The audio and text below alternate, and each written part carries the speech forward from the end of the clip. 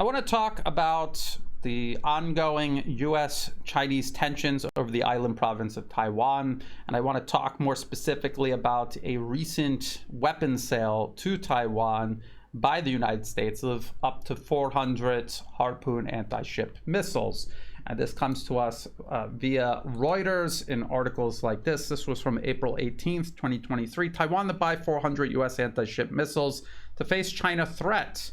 And if you go through this article, they admit that this contract will not be completed until at least March 2029. And I have talked previously about how US government-funded and arms manufacturer-funded think tanks have said the window of opportunity for the US and its proxies on the island province of Taiwan to fight against China and win some sort of armed conflict, that window closes somewhere between 2025 and 2027. So obviously these missiles are going to be late to the party, so to speak. So why are they selling them 400 Harpoon anti-ship missiles? What is the purpose of this? Is it really to help protect Taiwan? Or is it to provoke China and create profits for US arms manufacturers? People arguing that this somehow enhances Taiwan's defense capabilities include people like this. This is an article in The Diplomat. This is actually from last year, September 2022. And this is an analyst. If you go down here, there's a bio. They are an assistant research fellow at the Institute for National Defense and Security Research in Taiwan, and they focus on modeling and simulations, wargaming, geopolitics, and arms races. And the title is Building Taiwan's Own Area Denial Capabilities. Taiwan can use long-range anti-ship missiles to create its own anti-access area denial strategy, A2AD, that's what they mean. And the article is talking about how when tensions have risen recently between the US and China over Taiwan, China has basically simulated an aerial and sea blockade of the island of Taiwan. They positioned their warships around the island. This would prevent anyone from going or coming by sea, and they have an array of both air defense systems and also warplanes that can prevent any plane from landing or taking off from Taiwan. Now, this is what they say. This is how this is how they lay it out. It says, while some assert that Taiwan cannot counter a Chinese invasion on its own, the results of my analytical war games show the opposite. The drills by the Chinese People's Liberation Army, PLA, last month likely demonstrated Beijing's intentions to impose a naval blockade on the island in the event of a military confrontation. Taiwan's military needs to prevent Chinese fleets from moving into their tactical positions, or, if unable to prevent the blockade's establishment, to disrupt ongoing PLA Navy operations. And in order to do so, this is what they suggest. It says, Taiwan must develop its own anti-access area denial, A2AD strategy, which incorporates guided weapons and reconnaissance systems. Currently, Taiwan's military possesses two possible options for guided anti-ship weapons: the ground-launched Swang Feng 2 and 3, and the ground or air-launched AGM-84 Harpoon. With the reconnaissance information gathered by naval surveillance radars and MQ-9B Sea Guardian unmanned aerial vehicles, these legacy anti-ship missiles remain potent defenders of the island. However, as the PLAN is rapidly growing, Taiwan needs more than short and medium range options to cope with the PLA threat. Now, the problem is these two anti-ship missiles have a range of 400 and 139 kilometers respectively. The Harpoon, 400 of which the US is attempting to sell and deliver to Taiwan by 2029, has a range of 139 kilometers. The problem is land-based radar systems don't have that range. They cannot detect ships that far out at sea. If you look at the Earth, a cross-section of the Earth. It is curved. The radar cannot see over the horizon, normally cannot see over the horizon. So you need some sort of asset, air asset, or a ship further out that can see that far.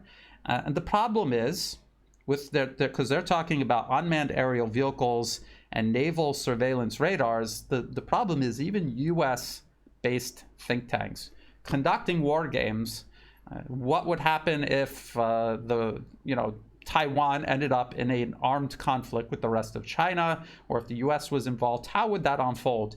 And they all unanimously agree that the first thing China would do is completely eliminate Taiwan's Air Force and Navy. It will not be a factor in any sort of armed confrontation. So Taiwan is not using drones, and they are not using warships or land-based radar installations to target Chinese naval vessels imposing a blockade around Taiwan. That is not happening. This is why the author of this piece suggests using the AGM-158C LRASM long-range anti-ship missile, because it has autonomous targeting. So you just fire it in the general direction, and if there's any Chinese warships, it'll see them, lock onto them, and hit them. That is their theory, at least, except the problem is they're air-launched. Now, they're working on a version that is land-based, ground-launched, surface-launched, but currently they're only air-launched. And again, Taiwan is not going to have an air force to launch these missiles. That is the problem that they have. The only way these missiles would be used to break a Chinese blockade of the island province of Taiwan is if the United States was using them. So Taiwan itself using these assets, this is not a possibility. The author also talks about intelligence sharing. So they're saying Taiwan has the missiles, they don't have the capability of finding where the Chinese ships are to target them and sink them. The United States can share that information with the Taiwanese missile operators, and they compare it to Ukraine allegedly sinking the Russian cruiser Moskva. And the only problem is that even if Ukraine used its own anti-ship missiles to sink the Moskva, and this was owed to NATO sharing intelligence with Ukraine, which is possible, that is a plausible scenario that could have unfolded. The problem is, what did Russia do in response? Did they end the war? Did they relinquish their control of the Black Sea? The answer is no. They just simply kept their ships further away from where these anti-ship missiles could potentially be operating. They still completely control everything that goes in and out by sea to and from Ukraine. And they also have a very large number of submarines in the Black Sea fleet that they can use if they need to get closer. And anti-ship missiles not going to be effective unless the submarine, for some reason, comes up to the surface while in range of these anti-ship missiles. And instead of utilizing naval assets close to Ukraine and within range of these anti-ship missiles, Russia is instead doing what? They're using long-range cruise missiles. They have the long-range cruise missile Caliber. They also have these kamikaze drones, the Garan 2. They have short-range ballistic missiles like the Iskander. And they have air-launched hypersonic ballistic missiles like the Kinzhal. And so the anti-ship missile threat that Ukraine may or may not possess has been worked around by Russia, and any anti-ship missile threat that Taiwan may or may not have, China most certainly will be able to work around. Now, how might China do that? Of course, it could use submarines, just like I suggested Russia could do if they needed to get closer to shore. They could use submarines. China has submarines. They could use submarines. They could also use their very large missile force. And I want to show you this. This is from the CSIS Missile Defense Project. They have profiles for every country, and they go into great detail. This is a very useful resource that I will include this in the video description below. Missiles of China. This was last updated on April 2021. And you can see this diagram. These are all of the missiles that they have, Chinese ballistic and cruise missiles. And you can see the concentric rings indicating the range of all of these different systems. And you can see that even the shortest range still encompasses all the territory of the island province of Taiwan and the surrounding waters, and actually most of Japan and the north of the Philippines, where the US is going to be placing its bases. You also have these regional missile threats. All of these missiles, as you can see, every single class is able to operate entirely around Taiwan or much, much further beyond. China would be using this missile capability of it that it possesses. It will use these to strike at military targets all across Taiwan, including land-based radar stations that they're able to identify, launchers, ground-based launchers for, say, the Harpoon missile system, air defense systems like the Patriot, which are relatively large and easy to identify. They would also be able to impose a blockade in another way, a de facto blockade, by using its missiles to target all of Taiwan's ports, destroy them utterly, and also target any ship going in and out of them using just their missiles. They would be able to do this. They could use their missiles fired from mainland China. They could also use missiles fired by China's very large air force. And this would be something that Taiwan would not be able to do anything about. So between the time frame that these missiles aren't even going to arrive on the island until 2029, and then the fact that even when they do arrive, they're not going to substantially change the outcome of any sort of conflict between Taiwan and the rest of China, or between the United States and China. This is something that China is almost certainly able to work around because it has a very large and diverse military. It has surface vessels, submarines, warplanes, and a huge missile force, the largest and most versatile missile force on Earth. And again, that is according to CSIS.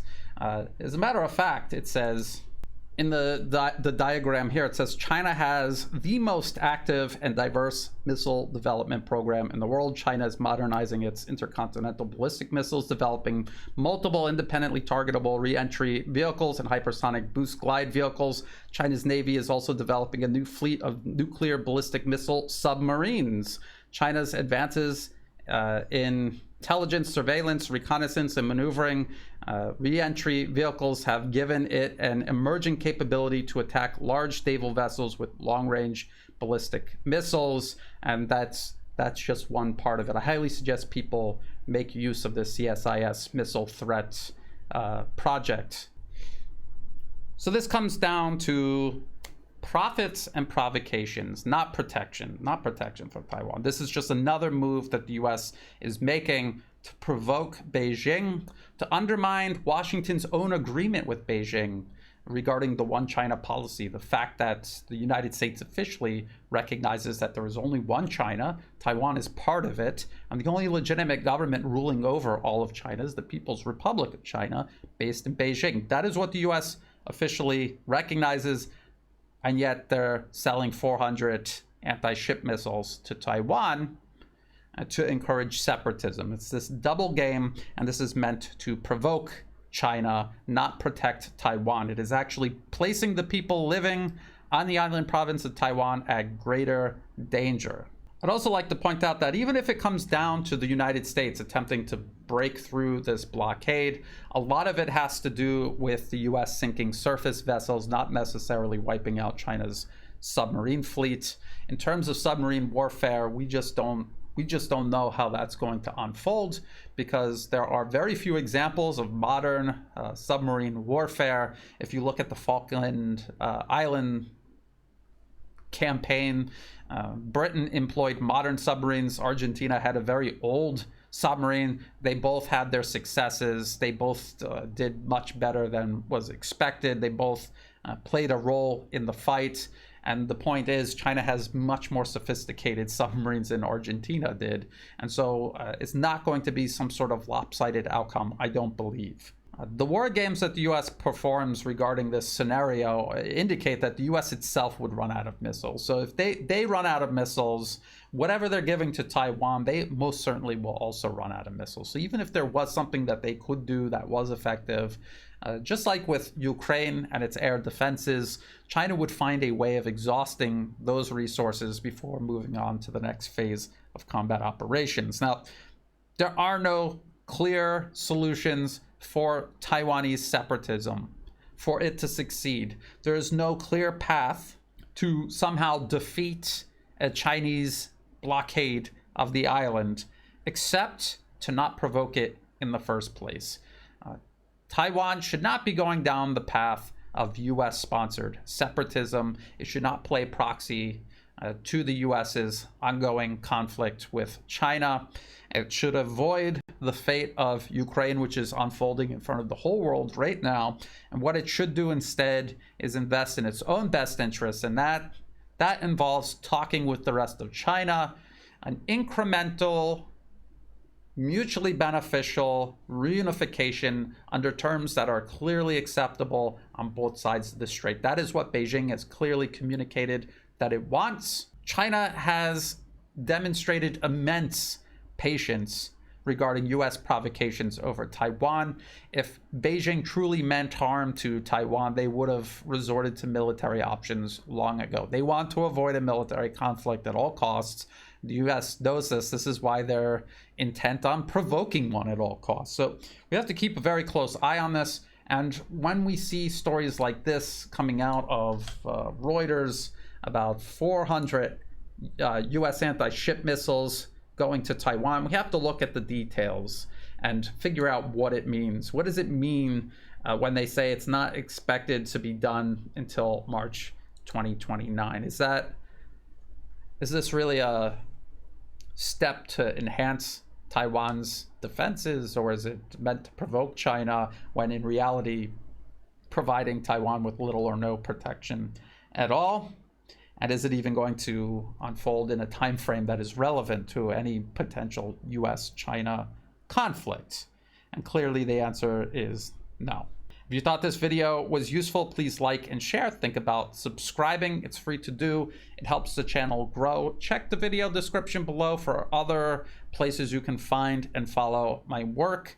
Also, find all of the links that I referenced in this video, as well as for ways you can help support my work. I don't monetize my YouTube channel. If an ad happens to pop up, feel free to skip it because it's not helping me out at all. If you do want to support my work, please do so through Buy Me a Coffee or Patreon. I greatly appreciate month-to-month memberships or even one-time donations. It all helps out immensely. I also greatly appreciate people who are sharing my work with others. That is the most important way you can help support my work, is by sharing it with others. That's the whole reason I do this, is to get the word out regarding these issues. So again, thank you. And as always, thank you for watching.